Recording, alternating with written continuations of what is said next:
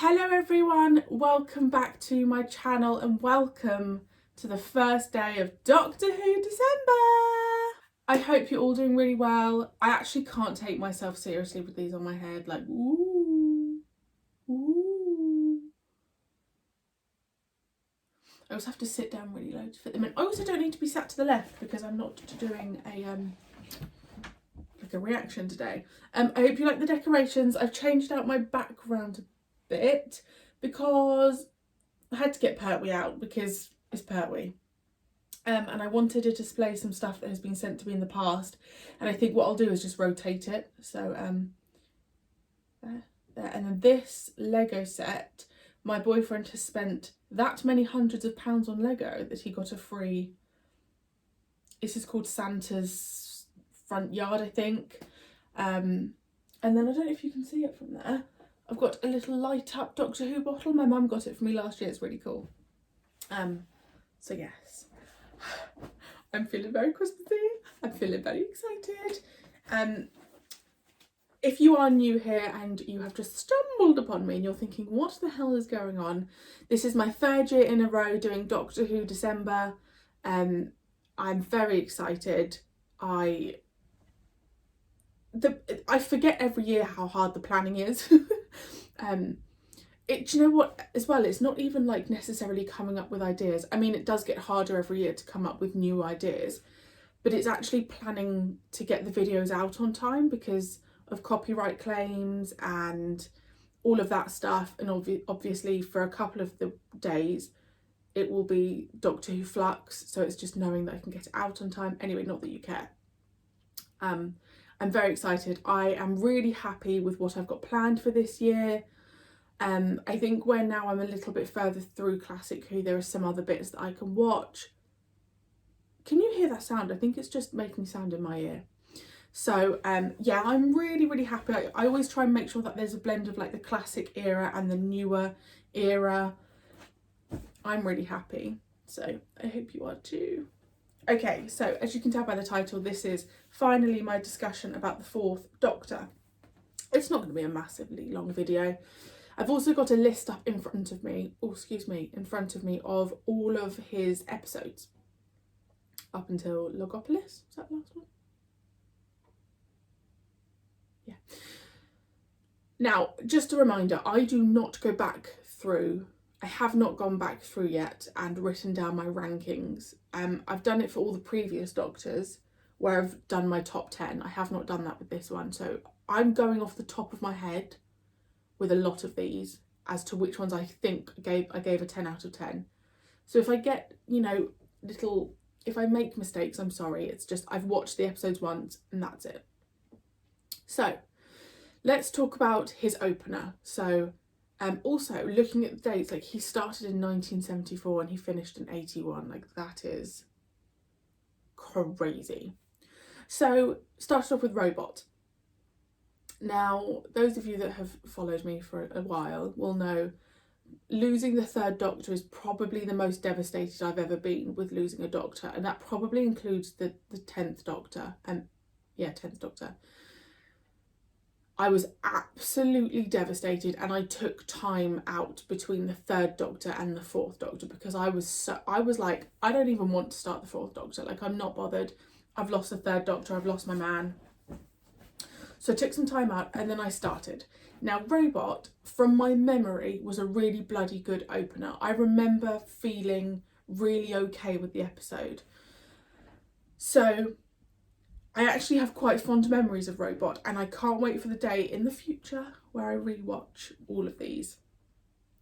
The Ark in Space, so there's a lot that I don't really remember. The Ark in Space I don't remember. The Sontaran Experiment was a two-parter. I'm pretty sure I gave that a 10. So off the top of my head, the ones that I think I gave a 10 were, do you know what, actually, looking at his first season, season 12, Robot, The Ark in Space, I do remember The Ark in Space. I do remember The Ark in Space with Harry. Yeah, I do. Was Harry in it? I'm sure Harry was in The Ark in Space. Anyway. The Sontaran Experiment, Genesis of the Daleks, and Revenge of the Cybermen. Like, he had a strong opening series. Terror of the Zygons, I definitely gave a 10 out of 10. I adored that story. It was also set in my neck of the woods, and I went there, again, if you follow me on Twitter, if I went there for my 29th, because we were in lockdown, so we just drove past. I love Terror of the Zygons so much. Planet of Evil, Pyramids of Mars, I think I gave that a 10 out of 10 as well. The Android Invasion, The Brain of Morbius, oh my gosh, I loved The Brain of Morbius, and The Seeds of Doom. God, that was another really strong series. That's crazy. The Mask of Mandragora, don't really remember too much. The Hand of Fear I remember liking. When did Sarah Jane go? Did she go in The Hand of Fear?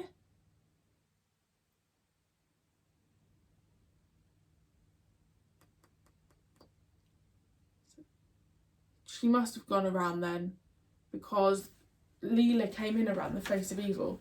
The Robots of Death I gave a 10 out of 10, and I'm pretty sure I gave Talons 10 out of 10.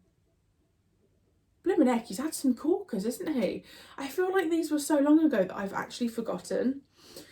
So season 15, Horror of Fang Rock. I don't think I liked that as much as other people did. The Invisible Enemy, Image of the Fendal, The Sunmakers, Underworld, The Invasion of Time. Probably not the strongest series. Season 16, The Ribos Operation, The Pirate Planet, The Stones of Blood, The Androids of Tara, The Power of Kroll, The Armageddon Factor.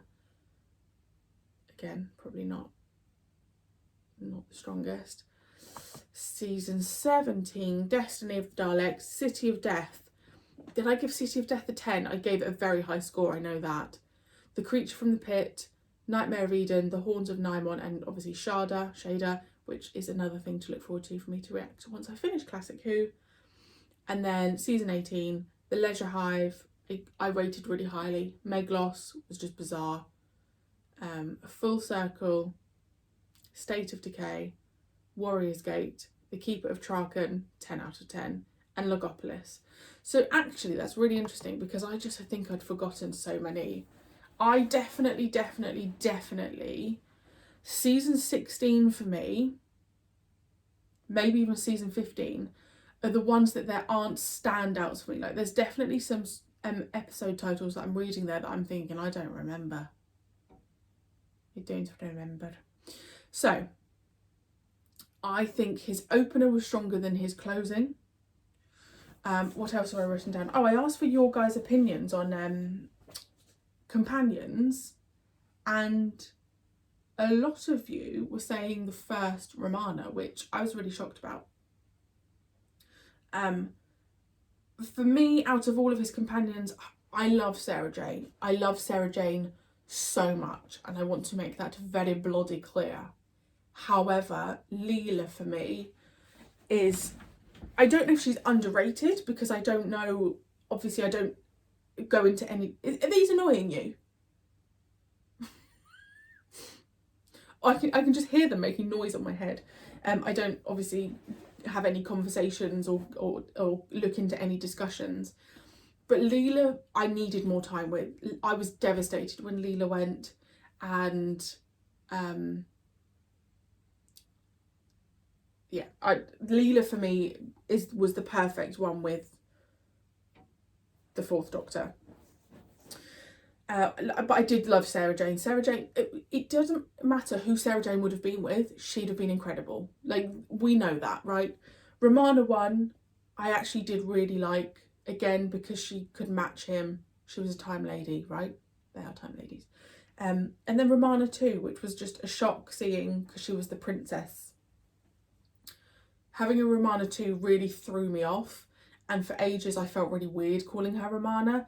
But the second Romana for me really made it her own, and actually oh my god, I've left Harry off. Why have I left Harry off? Oh, Harry, I'm so sorry.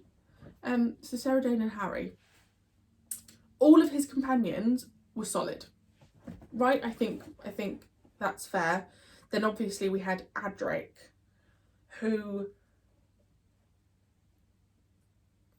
I honestly feel like I sit on the fence with him. There's sometimes that I sway towards like, yeah, I really like him, and there's sometimes that I sway towards like, oh gosh, I'd be okay with you going. But if we're talking like the core companions, then Leela's my favourite. I've written here, what's my favourite episode? My favourite episodes, because I can't say one. Terror of the Zygons, I adored. Was that the first time we had the Zygons? I don't know, can't remember. I love Terror of the Zygons so much. It just had everything I wanted. It had everyone in it that I wanted to be in it, and I think that's always been another massive part, was like unit. So I loved that. So Terror of the Zygons, the Robots of Death, I'm sure I gave that a 10, but that also stands out. The Talons of Weng Chang, or Chiang, that was also an absolute standout for me. And oh, it's so funny looking in hindsight, isn't it? Because I have really fond memories of City of Death. Don't know if I gave it a 10, I gave it highly, but I have really fond memories of that.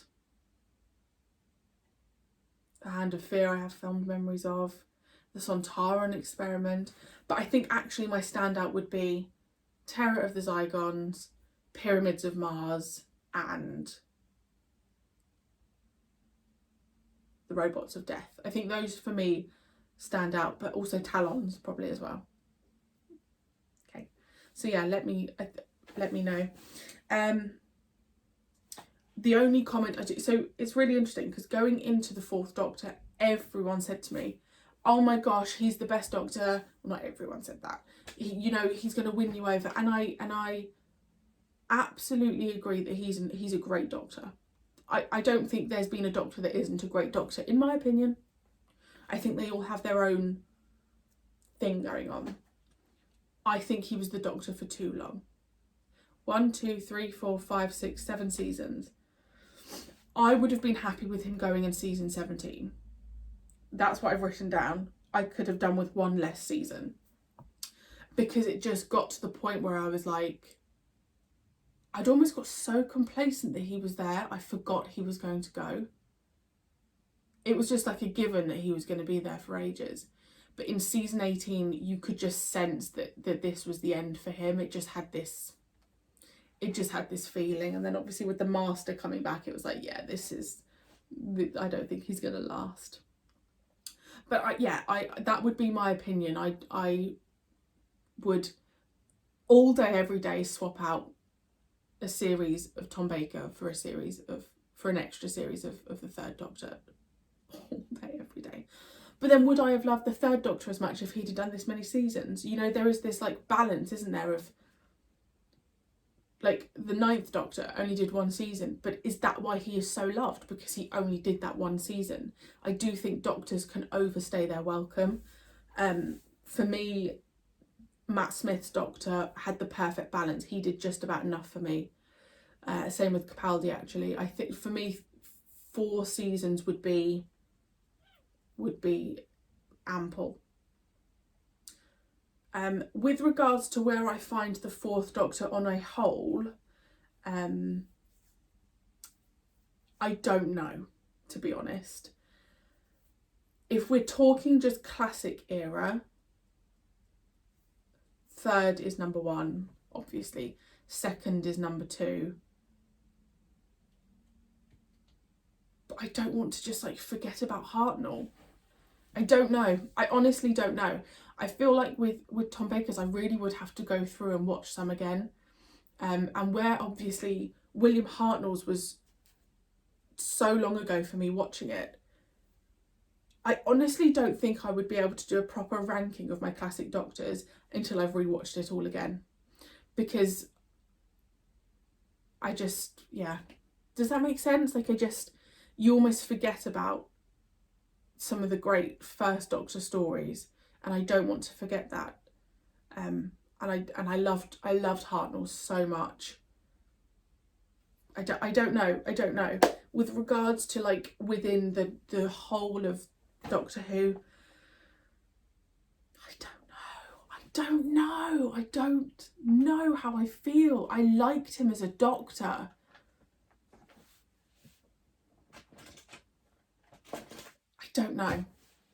I liked him. I would really struggle to rank my doctors because I do genuinely love them all, but all for different reasons. So I don't know.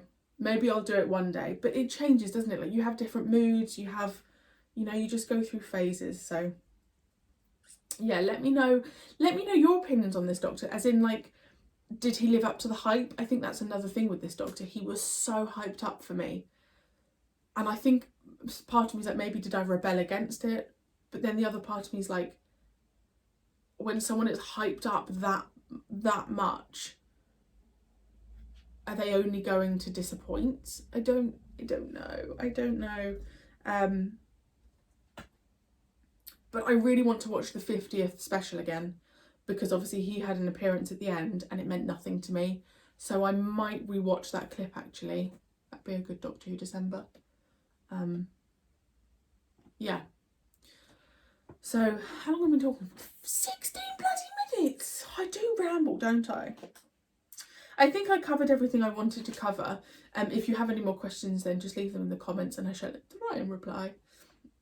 I think that's everything. Another thing to actually also bear in mind is, obviously, we've just had Doctor Who Day, literally yesterday. And so if we're talking classic Who, we had the 10th anniversary. Is it 1960? I get confused whether it's 62 or 63. Doctor Who. I can't spell, guys. Doctor Who. You're all shouting it at the screen right now. 1963. 63? Is it 63? Yeah. It's 1963. Okay, so we had the 10th anniversary in 73. So I'm on Earthshock,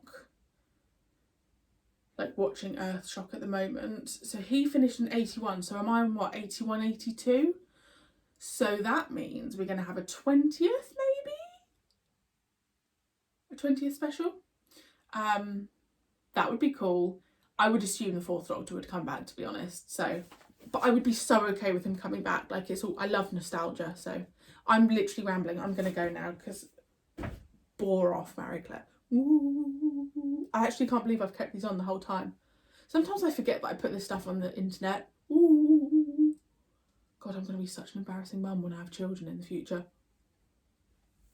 Okay, that's really annoying. I'm so sorry. I bet these have just been annoying you the whole time.